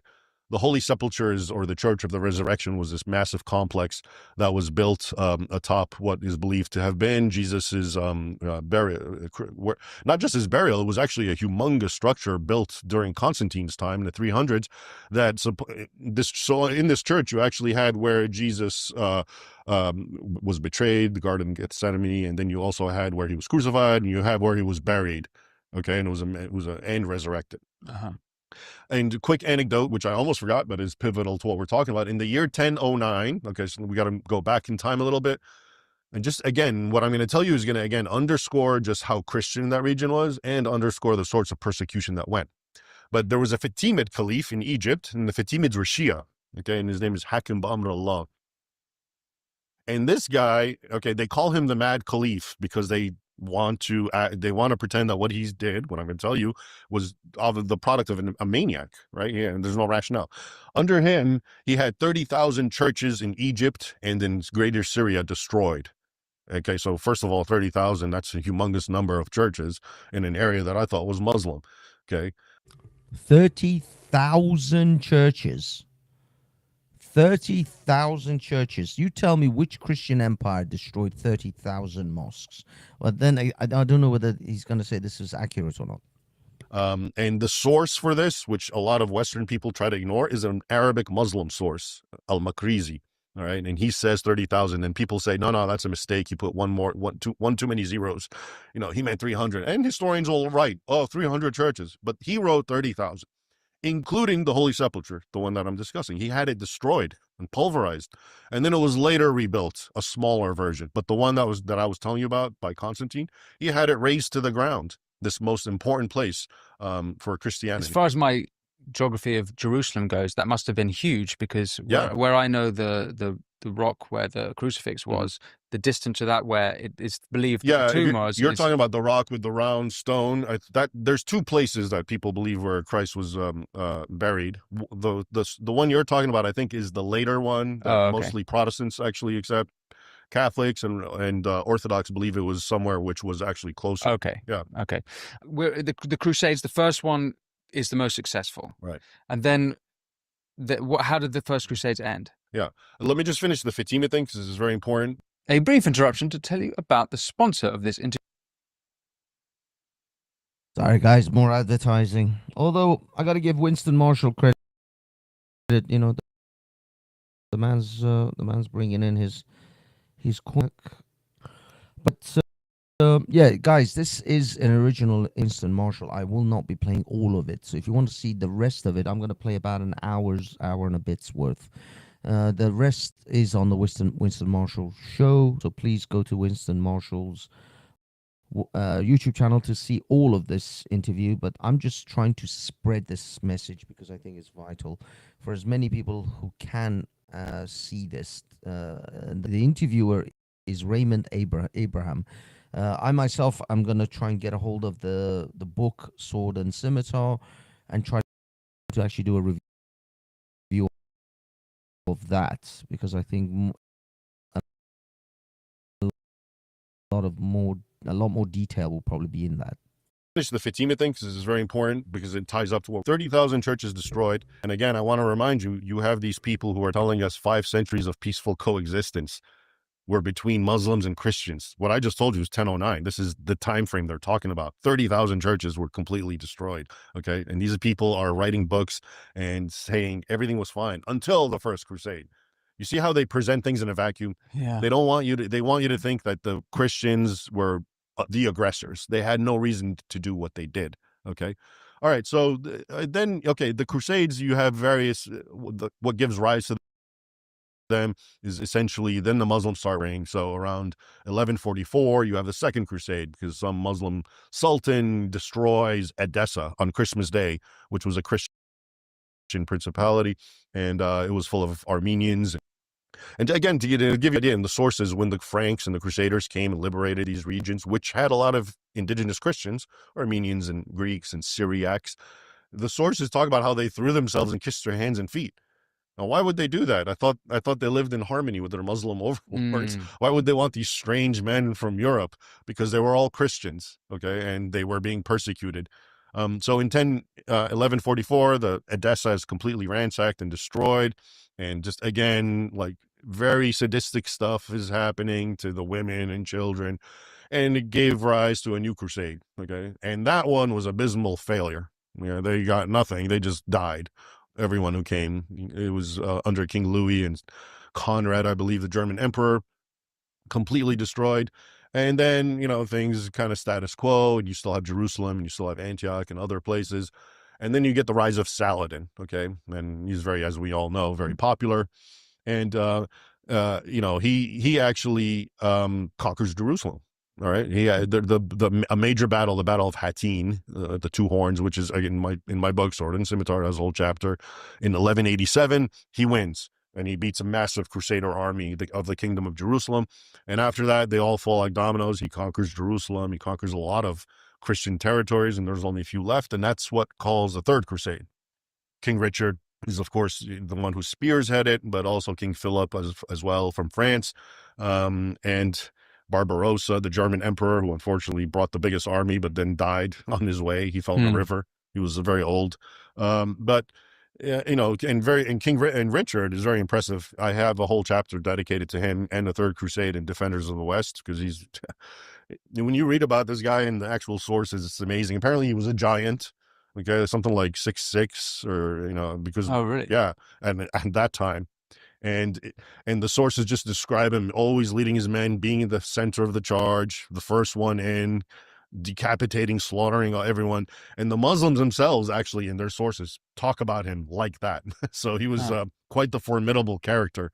Very interesting. Anyway, the Third Crusade was kind of not a total victory, but not a total loss. Like him and Saladin made a treaty so Christians can go back to Jerusalem, but it was still under Islamic control and whatever. Mm-hmm. And then you have the Fourth Crusade, which is basically which people love to point fingers at because it's where the Crusaders go and sack Constantinople, right? Christians attacking Christians.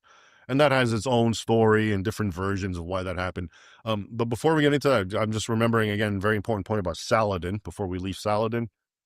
Now this guy, you've heard how magnanimous Saladin was, right? And because I follow this and I read a lot of books, okay, about this, he's always held up as this great magnanimous and very tolerant, sultan. Until today, people say Christians can learn from him and his magnanimity, etc., etc. And he's, to me, and I made a video about him, he's the epitome of fake history. Because why do people say that? So, okay, if you look in the sources, especially here's what they'll tell you. When Saladin conquered Jerusalem, which he did in 1187, he allowed the Christians to leave peacefully, and he was very magnanimous. And they always contrast it with the First Crusade in 1099 when the Christians conquered Jerusalem. Apparently, there was a bloodbath. Okay, they killed everyone in sight. Okay, so they use this. Now, what they don't tell you, okay, is one, according to the Muslim sources, he was like a fanatic jihadist who did nothing but persecute anyone who went against Islamic law. In Egypt, he had the Christians, the Copts, persecuted. He had their churches tarred. For what did they do, right? They're not crusaders. And then he had, after the Battle of Hattin, the Knights of the Temple and the Hospital, he gave them a choice to convert to Islam or be beheaded. They all said no, and he had something like 300 of them decapitated. In fact, going back to how ISIS, likes to, when you see ISIS, the Islamic State, and videos they made of Coptic Christian, whoever, and they have them in the orange jumpsuit, and they push them over and carve their heads off, that is directly lifted from what Saladin had done to these Christians at the Battle of Hattin. Exactly. That's how it's described. And they're emulating it. Okay. And, also he did all sorts of other nasty stuff. His dying wish was to not just get rid of the Crusaders in the Holy Land, but to invade Europe until no one lived who didn't believe in Allah. I mean, this doesn't sound like a magnanimous, tolerant guy to me. You know what I mean? Okay. And then even what he did in Jerusalem, this supposedly magnanimous gesture, You see, if you watch the movie Kingdom of Heaven, that's exactly how they whitewashed Salahuddin's. By the way, it's the Salahuddin. I don't know why why he keeps. This is an Egyptian man. Why is he pronouncing his name Saladin? It sounds like some kind of a salad, like a Caesar salad. It's like a new form of salad in, or maybe it's a vegan restaurant. Salahuddin, and yeah, Salahuddin, exactly how they pictured him in that movie. Everybody thinks, oh, he just loved, Christians and let all the Christians live. No, he was a fanatical jihadist who wanted the world, which is what Muhammad said, the whole world, there will be no peace until the whole world is Islam. Dar al-Islam. Otherwise, you're in Dar al-Harb, the house of war. He believed it. Salahuddin absolutely believed it. Just like ISIS believe it, just like a lot of fanatical Muslims believe it. Funnily enough, more Muslims in Britain probably believe it than they do in Saudi Arabia and Dubai nowadays, because they don't allow them to be that fanatical in Saudi Arabia and Dubai, but they will in Britain. No bloodbath. If you look at the sources, what really happened is they told him he was besieging, and he said, okay. They tried to surrender, and he said, no, I'm going to kill every last one of you. But then they said, okay, we're going to destroy Al-Aqsa Mosque, because they had possession of, we're going to destroy all the holy sites of Islam, and we're going to kill all our hostages. So he finally agreed to let them go if they can pay a ransom. Okay. And the ones who couldn't, which was something like 8,000 or 16,000, I have the number written down, and mostly women and children because they were poor, were consigned to slavery. Okay. So it's like, but he's being used today as this paragon of virtue and magnanimity. Okay. And people believe that. And where does it come from? It actually comes from Sir Walter Scott's novels. Okay. Oh. Yeah. He created this chivalrous kind of Saladin, and all of a sudden that's what people believe, as if it's real history. Okay. So anyway, I just wanted to emphasize that because, Saladin is a very popular figure when we talk about the Crusades, and so much of what is said about him is just, overdone just so they can put up a Muslim on a pedestal and try to shame Christians with. But when you look at the reality, it's just not there. And where did the Jews fit in all of this? Were they I understood that many of them were killed. Yeah. So the Jews, even before, and here's again one of those things where people try to demonize the Crusades because they attacked and killed Jews, and they did. But the Jews were being attacked and killed by Christians even before that. Well, what happened is, a lot of it was mostly the peasant crusaders, not the actual knights and, the formal armies. But a lot of them would go and, they'd get riled up and say, why are we traveling all this distance during their long trek to kill infidels who hate Jesus when we have them right here, the Jews who killed him? And they would rile themselves up and they'd go attack and kill them. And there were some terrible pogroms, weren't there? Yeah. But important to know that the church and the leaders were against it. and against they the pogroms. yeah, and they would issue edicts saying you have to leave the Jews alone, and they would come in their defense. So it was almost like what always happens. You have the rabble, but the actual church policy was not to persecute them, and the Crusader policy was not to persecute them or do any of that. But of course, you're going to have the bad apples who act on whatever impulse they want to just plunder them on whatever pretext. So at this point, though, we still have the Muslims in Spain. Right. The Crusades have the rest of Europe then is Christian, Right. and the area that is now Israel, Lebanon, that's kind of going back and forth. No, that's under Muslim The control. Holy Land. Yeah, at this point now it's under Muslim control. So the Crusaders finally get expelled in 1292. Okay, that's the end of it. Okay. After the fall of Acre, however you want to pronounce it, that was the final stronghold after Saladin, and then the Mamluks came and they started conquering more. And then by 1292, you have no more Crusader presence in the Holy Land. Okay. So we'll come back to what happens next, because there's some important events. Particularly, there's 2 sieges on Vienna by the Ottomans, and I'm keen to ask you about Constantinople as well, or as we know it now, Istanbul. But you've mentioned a few times as you're discussing this that historians like to ignore this. Historians like to ignore that, or they paint this one-sided picture. And the way you actually describe it is that the one-sided picture they paint is the opposite of what is true.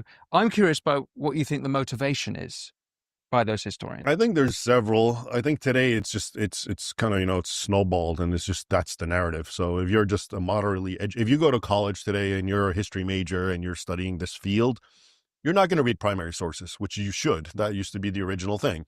You're supposed to, but you go read this, 3-4 books by the secondary source would be, like me, okay, a modern person who supposedly consults the primary sources and then, puts it into a book form and you read it.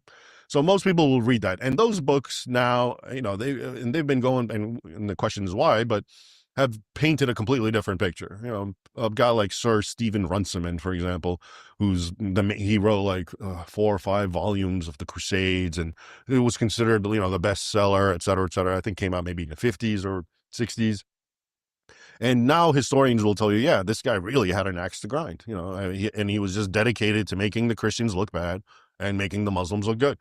All right. And how do we know this? Because the ones who have taken the time to consult the primary sources are realizing what he's saying is not there. And oftentimes the opposite is there.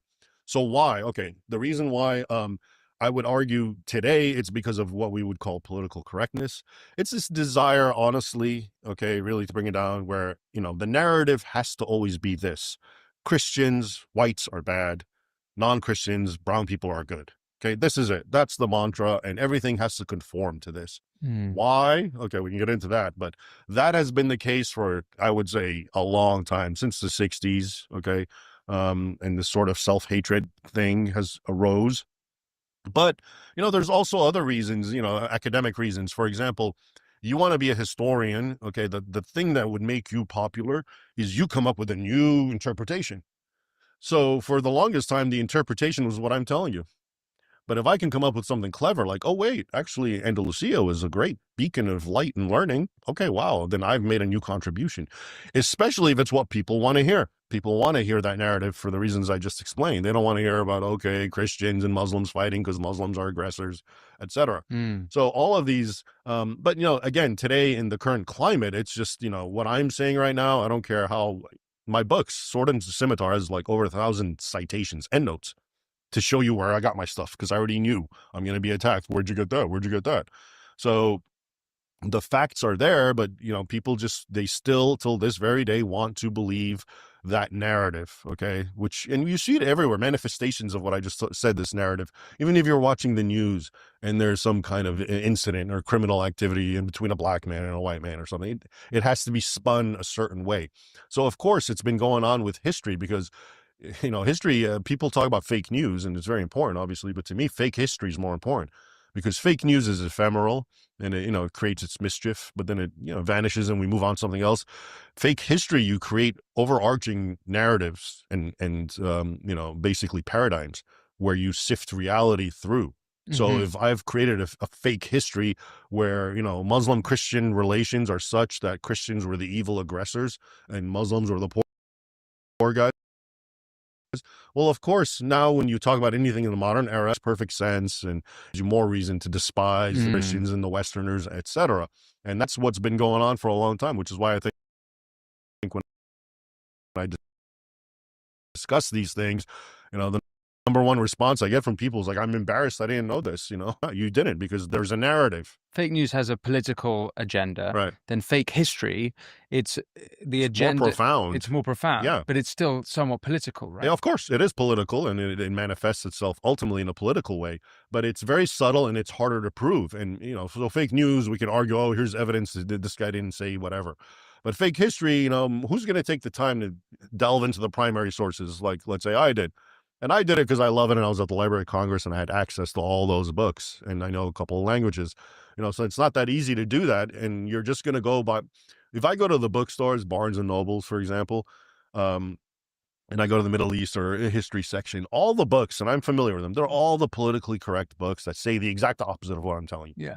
So if you mean well and you want to read a book and you educate yourself and you go to Barnes and Nobles, you're just gonna you're gonna learn the exact opposite. And that's why I always find it funny that you're better off being ignorant, because if you're ignorant, if you're an learned person, maybe just dropped high school and you didn't go to college, you're probably gonna have a better understanding of what we're talking about from an instinctual level, at least. Yeah. But if the further you go into higher education and formally study these things, what happens is you learn the exact opposite, but then you're proud of it and you're so zealous about what because I got a degree. I know this. You don't know what you're talking about. Yeah. But what happened is you've been indoctrinated in lies. Yeah. Yeah. So look, you've mentioned a couple of books that have changed the popular understanding of, let's say, the Crusades and these various other moments. But could you pinpoint to a specific moment in time when the narrative changed from, as you described earlier, there was a common understanding in Europe about Islam aggression in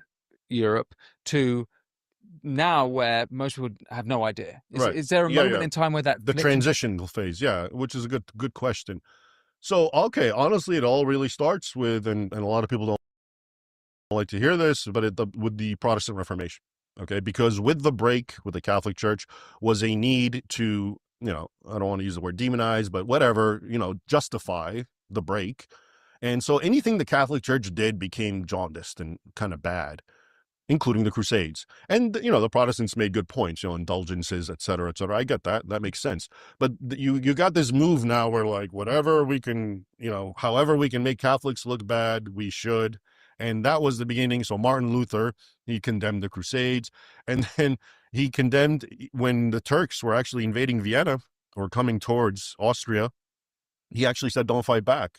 And he said, this is God's way of punishing the Catholics and church, until they got close to where he was. And he actually changed his tune, literally, and wrote a new saying, no, you can't fight back. It is just war. I'm not lying to you. This is true. I can give you the evidence. How's that for motivated reasoning? Yeah. So it really starts with a Protestant. And look, I don't want to get into I'm not a theologian. I'm not arguing who's right theologically. I'm just saying, as a historical development, the rift in Christendom between Protestants and Catholics created a sort of hatred towards the Crusades, okay? Because it was another thing to point at and say, oh, look. And they also, this was also the beginning of the rehabilitation of Muslims in the eyes of Europeans. Because if Muslims are the enemies of the bad guys, the Catholics, they must be good, okay?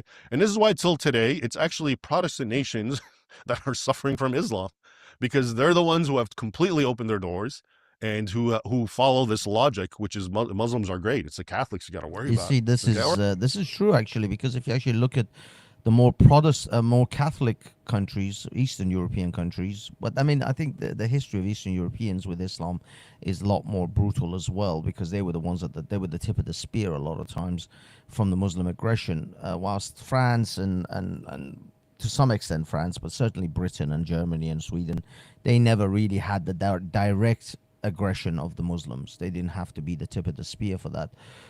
So maybe that's what it is. Maybe they were too removed, and so down the sort of historian lines, they rewrote history, if you like, from their perspective, because Muslims were not putting a sword to their throat directly. But now this conversation, as if you notice, shifted from the actual history of Islam and its conquest and aggression towards Western Christendom to more like why the meta sort of conversation about why the historians have written the way they have, and they demonize the Catholic Church the way they have, or the Crusades the way they have, uh, and this is the part where I want to stop at this point, because it was around here where things moved on to other conversations. Now the conversation is still interesting, don't get me wrong, but it's away. It's pulled away from Islam a little bit, and its dominance and conquest of Christendom, the Christian world.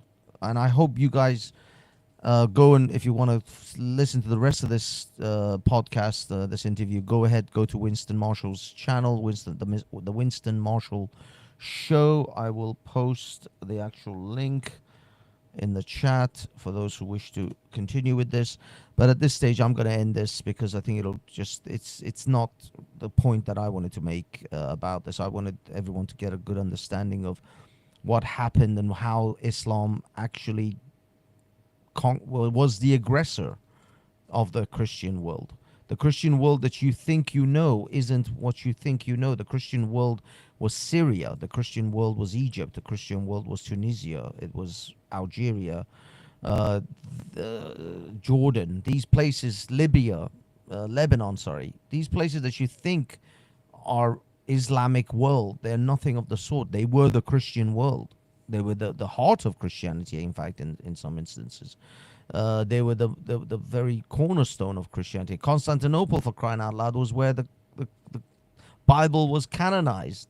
So people have to know that Christianity did not come for Islam.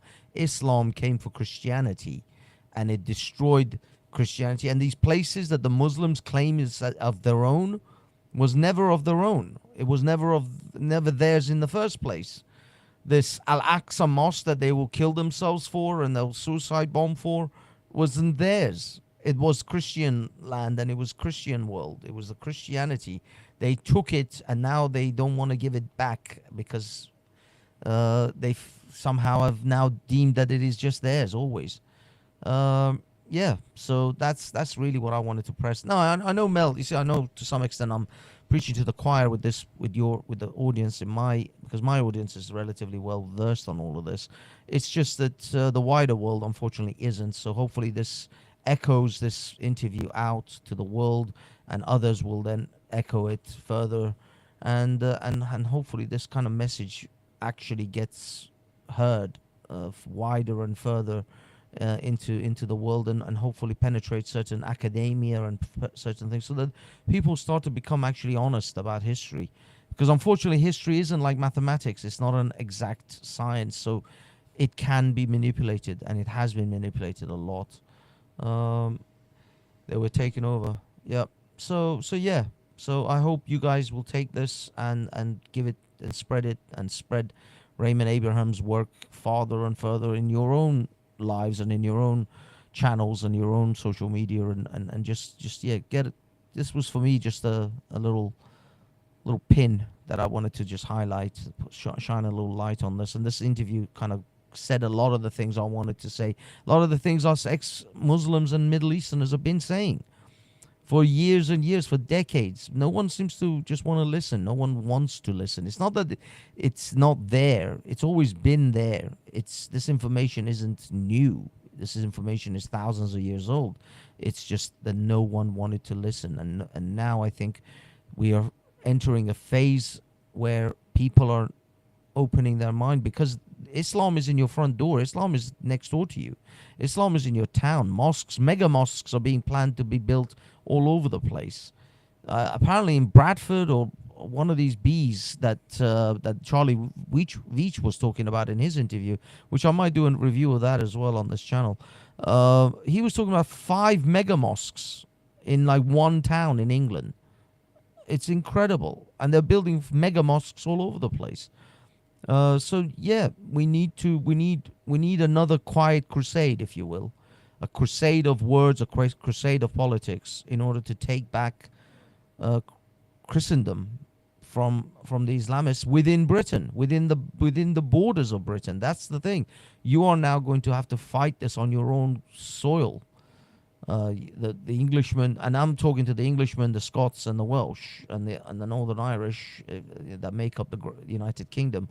You're gonna have to fight this no longer in Jerusalem. You no longer have to go onto crusades to Jerusalem to fight this. You're gonna have to fight this in your towns and villages, in your council chambers, in your who you vote for council members of your town, who you vote for your local MP.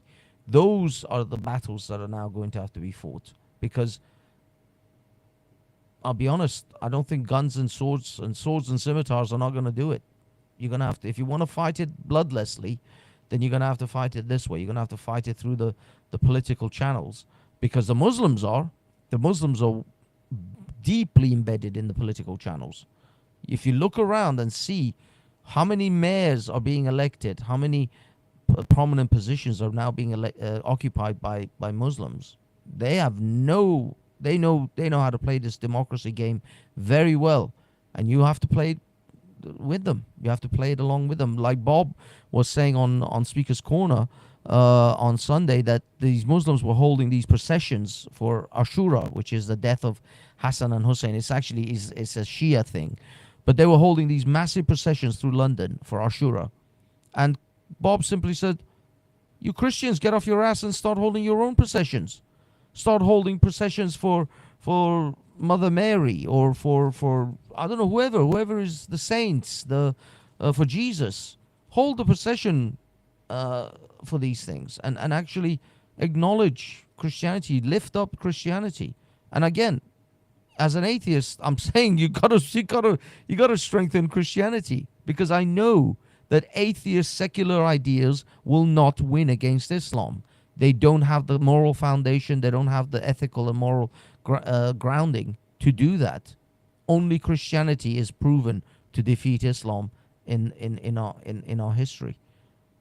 I mean, you could argue the Buddhists held their own to some extent, but not really. The true fight between ideologies, global ideologies, has been Christianity versus Islam, and Christianity has held its own, at least. I mean, if you actually look at this history that this Abraham Raymond is talking about, if you think about it, Christianity has lost a lot of ground. They lost Byzantine, they lost Syria, they lost Lebanon, Egypt, Jordan. So Christianity has actually lost a lot, and you're holding on to essentially what is Europe, and then through the European, the British Empire and the European empires, you expanded to new worlds. You lost Christianity in the old world, but you spread it in the new world. You spread it across America. You spread it across Australia, New Zealand, Hong Kong. So Christianity left, if you like, the old world and spread through the new world, but you still have a fight on your hands. The fight is not over. It's not over until the bell rings, as they say, and the bell has not rang, and the fat lady has not sang. So I beg of you, Christians, find your faith, find your moral standings, find your backbone, and get back out there and fight for the council seats, fight for the MPs, fight for your local town and villages, and stop mega mosques from being built. A petition against mosques, new mosques being built, petition against minarets or whatever the azan, call to azan that they want to make across loudspeakers, petition against all of these things. Constantly push back against Islam, because if you don't, they're not going to stop. They have no motivation to stop, and they have no reason to stop, and all the motivation and momentum to keep going forward.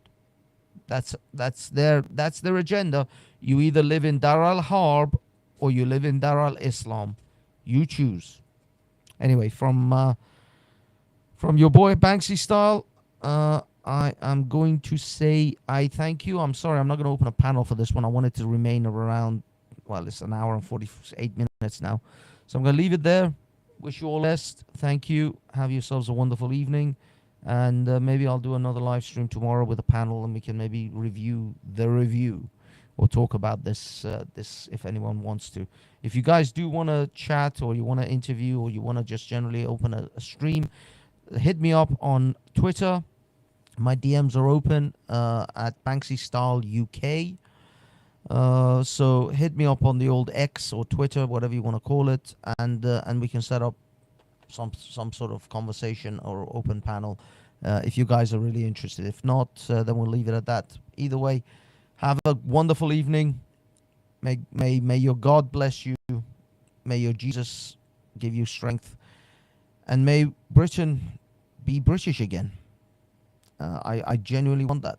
I'm not even remotely joking. I want Britain to be about the British and about Christianity, and essentially take it back 25, 30 years. I want the Britain of the 1990s. I want the Britain of the 1980s. I honestly do. I don't think Britain is headed in the right direction at all. And the Muslims are far too comfortable in this country. They should not be this comfortable and this pushy with their religion. Things are not going to get better if we continue down this path. Well, with that depressing thought, thank you, Lieutenant. Thank you, guys. Good night. Bless.